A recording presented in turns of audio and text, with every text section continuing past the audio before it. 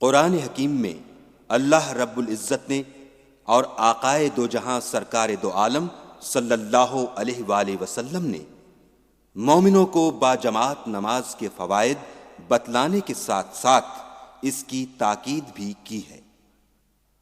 دراصل اسلام کی بنیاد جن 5 چیزوں پر ہے ان میں نماز اور حج ایسی عبادتیں ہیں جو اتحاد، تنظیم اور ایک دوسرے سے محبت اور ہمدردی کا ایک ایسا روح پرور منظر پیش کرتی ہیں جن کی مثال دنیا کے کسی مذہب میں نہیں ملتی۔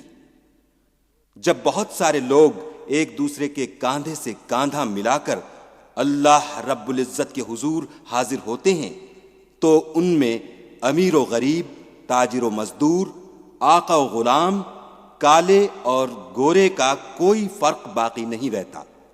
وہ سب کے سب ایک ساتھ کھڑے ہوتے ہیں، ایک ساتھ بیٹھتے ہیں، ایک ساتھ رکوع کرتے ہیں، ایک ساتھ سجدہ کرتے ہیں، اور یوں جب وہ 5 وقت ایک ساتھ نماز پڑھتے ہیں تو وہ ایک دوسرے کے حالات سے باخبر رہتے ہیں، ایک دوسرے کے دکھ درد میں کام آتے ہیں۔ یہی ہے اسلام کا مقصد، یہی ہے اسلام کی تعلیم، یہی ہے اسلام کی روح۔ اسی لیے کوشش کرنی چاہیے کہ نماز وقت پر جماعت کے ساتھ پڑھی جائے۔ اس کا ثواب اکیلے نماز پڑھنے سے بہت زیادہ ہے اور اس کے بے شمار فوائد ہیں۔ اب ہم آپ کو باجماعت نماز کے متعلق کچھ باتیں بتلاتے ہیں۔ دن رات میں 5 فرض نمازیں جماعت کے ساتھ پڑھی جاتی ہیں۔ نیت کرتے وقت امام کے پیچھے نماز پڑھنے کا ارادہ بھی کیا جاتا ہے۔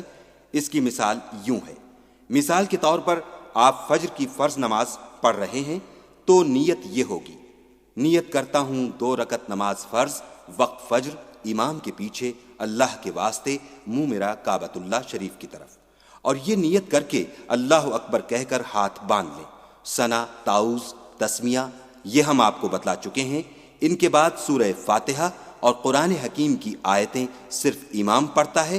امام کے پیچھے نماز پڑھنے والے صرف ثنا پڑھتے ہیں اور ثنا پڑھنے کے بعد خاموش رہتے ہیں۔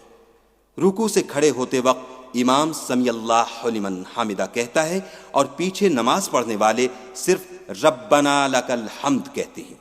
رکوع اور سجدوں کا طریقہ وہی ہے جو اکیلے نماز پڑھنے میں ہے، قعدے کا طریقہ بھی وہی ہے۔ سلام امام کے ساتھ پھیرنا چاہیے۔ ہم نے کوشش کی ہے کہ دن رات کی 5 نمازیں اکیلے پڑھنے اور جماعت کے ساتھ پڑھنے کی مکمل تفصیل آپ سے بیان کر دیں۔ اس بیان میں ہم نے اکیلے نماز پڑھنے اور باجماعت نماز پڑھنے کا بیان مکمل کیا۔